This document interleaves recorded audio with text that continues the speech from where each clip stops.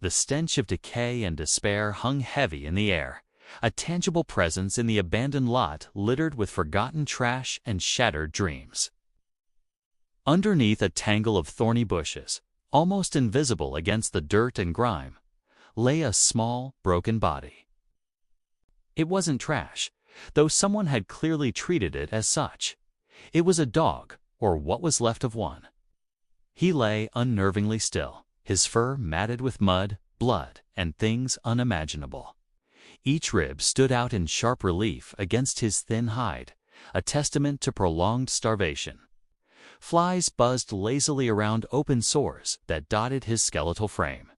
His breathing was shallow, ragged, each inhale a painful struggle, each exhale a sigh that seemed to whisper of defeat. He was a creature utterly abandoned, discarded by a world that had shown him nothing but cruelty.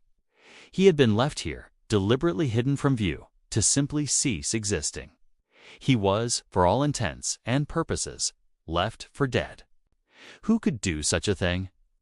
What sequence of horrors had led this poor soul to this desolate end? These questions hung unanswered, lost in the silence, broken only by the distant city hum and the dog's own fading gasps. Hope seemed like a cruel joke in a place like this. By all accounts, his story should have ended here, another forgotten victim of callous indifference. But then, something shifted. Perhaps it was a glint of sunlight catching a patch of matted fur, or a barely perceptible twitch of an ear. Maybe it was fate, destiny, or just sheer, blind luck.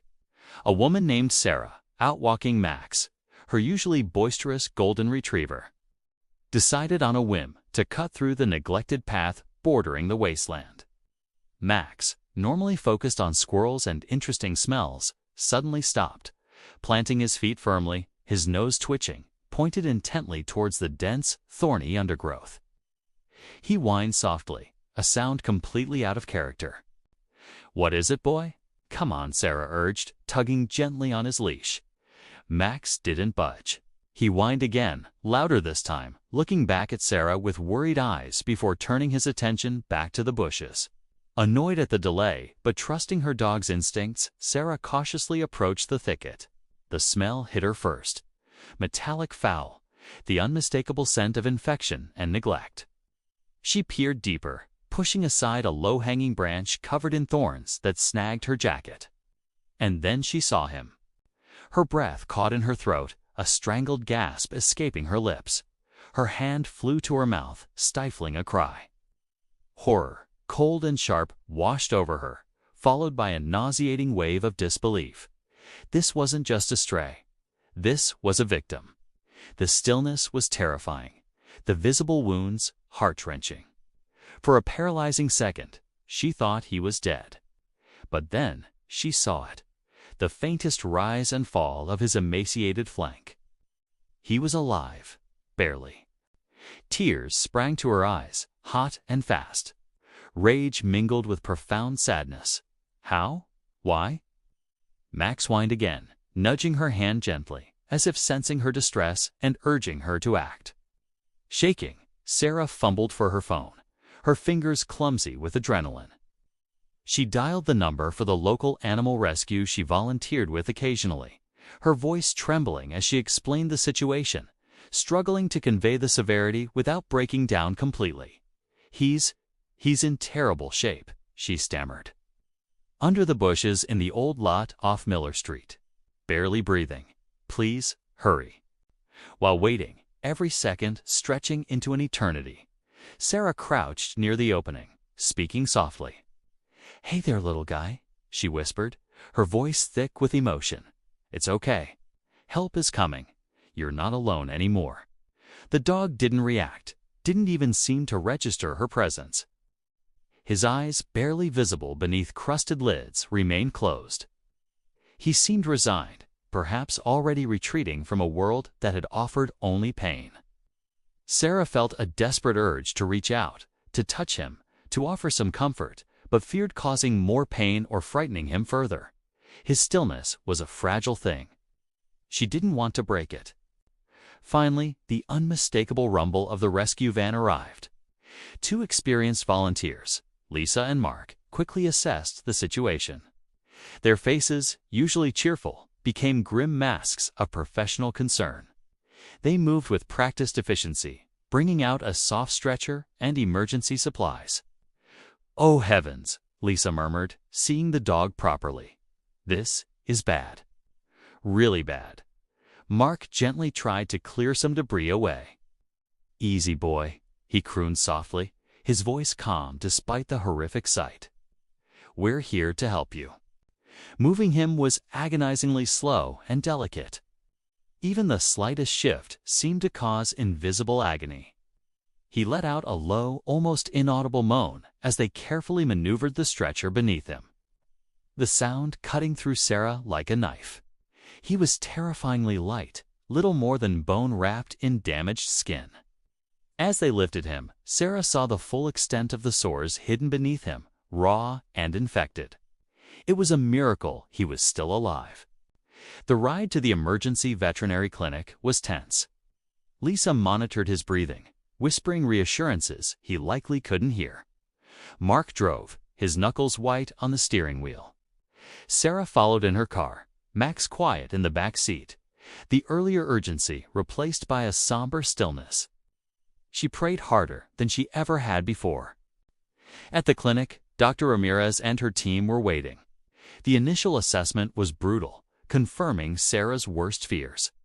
Severe dehydration, starvation, bordering on organ failure. Multiple infected wounds, parasites, suspected internal injuries, and profound shock. His body temperature was dangerously low. His chances, Dr. Ramirez explained gently but honestly, were slim. "We'll do everything we can," she promised, her eyes reflecting the gravity of the situation. "But he's incredibly weak. The next 24 to 48 hours are critical." They named him Chance. It felt fitting. Against all odds, he'd been found.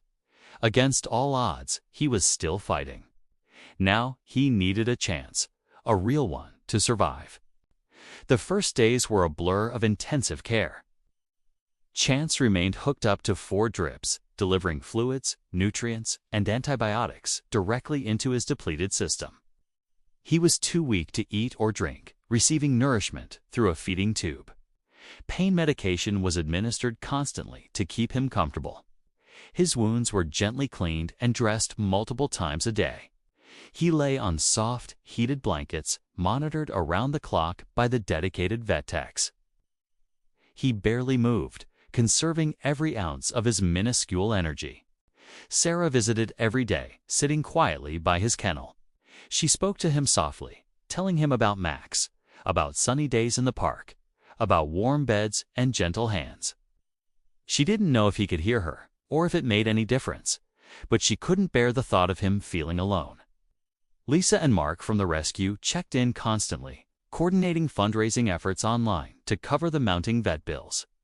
Chance's plight, shared cautiously with photos showing his condition, touched hearts far and wide. Donations began pouring in, small amounts and large ones, all accompanied by messages of hope and outrage. People were rooting for this dog they had never met. Slowly, painstakingly slowly, there were glimmers of hope. After 3 days, Chance weakly lifted his head for a moment when Dr. Ramirez examined him. A few days later, his temperature stabilized within the normal range. Then came a milestone that brought tears to the eyes of the vet staff. A tiny, almost imperceptible thump of his tail against the bedding when Sarah spoke his name. It was faint, fleeting, but it was there. A spark. The feeding tube was eventually removed, replaced by hand-feeding a special high-calorie paste. At first, he barely had the strength to swallow, but gradually his appetite flickered to life. Each accepted spoonful felt like a victory. His wounds began to heal, the angry redness fading, replaced by pink, new skin. The haunted look in his eyes started, ever so slightly, to recede, replaced by a dazed sort of awareness. Physical recovery was only half the battle. As Chance gained a little strength, his deep-seated fear became more apparent.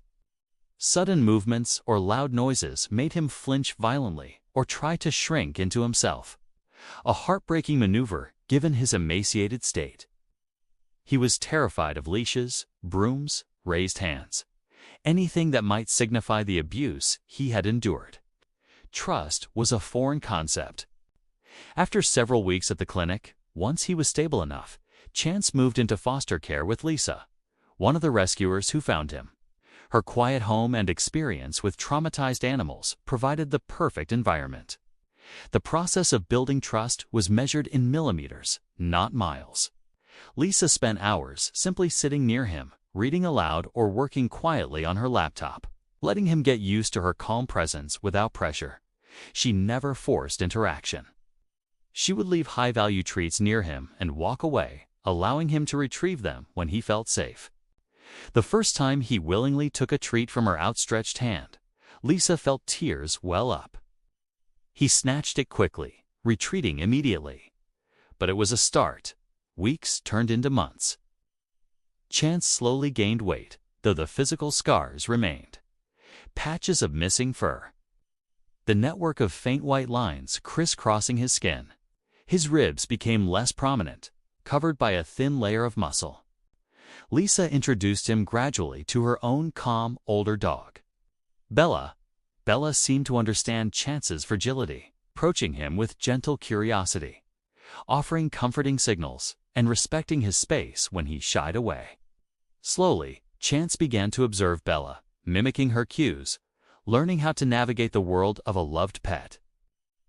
He watched her greet Lisa with tail wags, watched her nap peacefully in sunbeams, watched her enjoy gentle pats. One afternoon, months into his recovery, Lisa was sitting on the floor when Chance tentatively approached. He nudged her hand gently with his nose. Then, astonishingly, leaned his head against her knee, emitting a soft sigh. It wasn't a sigh of defeat this time, but one of tentative contentment. Lisa froze, barely breathing, letting him dictate the interaction.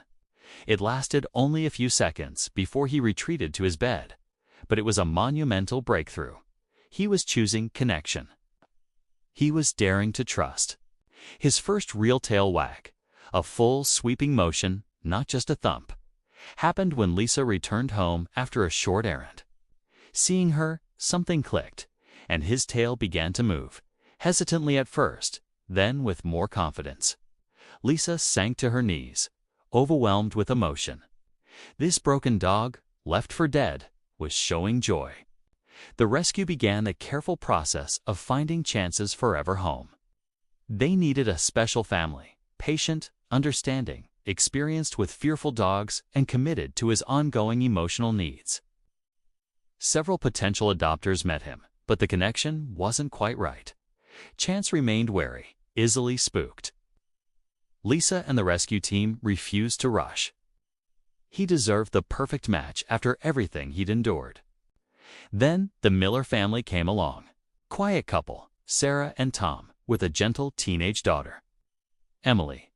They had followed Chance's story online from the beginning, donating to his care and sending messages of encouragement.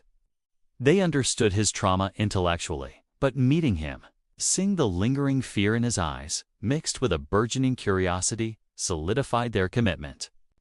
Their first meeting was quiet. They sat on the floor, ignoring Chance initially.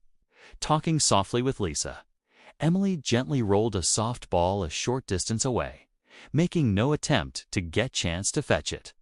After nearly an hour, Chance cautiously crept forward, sniffing Tom's outstretched, still hand. He didn't flinch back immediately. He lingered, then gave a tentative lick. Sarah Miller quietly began to cry. Over several more visits, the bond grew. Chance started approaching them more readily, accepting treats, allowing brief, gentle pets. He seemed calmer in their presence, leaning into Emily's side when she read near him. It was clear, this was his family. The transition to his forever home was managed carefully. Lisa brought his familiar bed, toys, and blankets. The Millers followed Lisa's established routine, providing structure and predictability. There were still moments of fear. A dropped pan sent him scrambling under the table. The vacuum cleaner remained a source of terror, but his recovery time became shorter. He learned that the noise would stop, and loving hands would offer comfort, not harm. Life for Chance transformed completely. He discovered the simple joys he'd been denied. The warmth of a soft dog bed. The taste of delicious food appearing reliably in his bowl twice a day. The delight of gentle walks in the park. The security of knowing he was safe, cherished, loved. He learned to play, tentatively at first, chasing a rolling ball with clumsy enthusiasm, tossing a soft toy in the air. He discovered the bliss of belly rubs, rolling onto his back with a sigh of pure trust. His scars remained, a permanent map of his past, but his eyes were different now. The haunted, vacant look was gone, replaced by a soft, intelligent light. He greeted his family with enthusiastic wags, followed them from room to room, a furry shadow content just to be near them. Sarah, his initial rescuer, visited occasionally. Seeing Chance curled up on the Miller sofa, healthy, happy, and adored, filled her with a profound sense of joy and relief that often brought tears to her eyes. It was hard to reconcile this confident, loving dog with the broken creature she had found, shivering beneath those bushes. Chance's story, shared widely by the rescue, became a powerful testament to resilience and the transformative power of compassion. He wasn't just a survivor. He was a symbol of hope. He represented the countless animals suffering from neglect and abuse, waiting for their own miracle. His journey from being left for dead, from the brink of oblivion in that desolate lot, to becoming a cherished family member was nothing short of a miracle. His recovery, fueled by the kindness of strangers, the dedication of rescuers and vets, and the unwavering love of his adoptive family, didn't just save his life.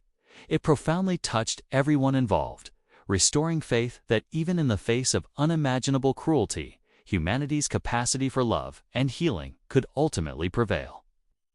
His existence was a daily reminder.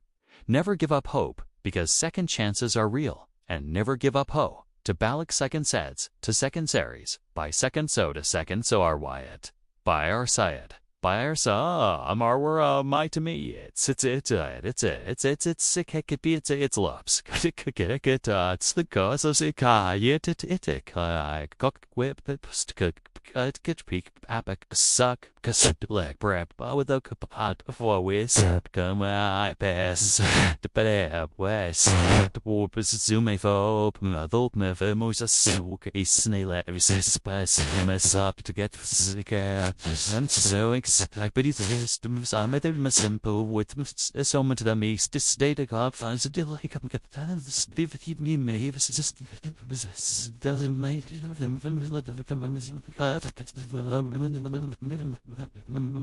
Every time he nudged a hand for a scratch or sighed contentedly in his sleep, he reaffirmed the belief that love truly can conquer all, healing wounds both seen and unseen.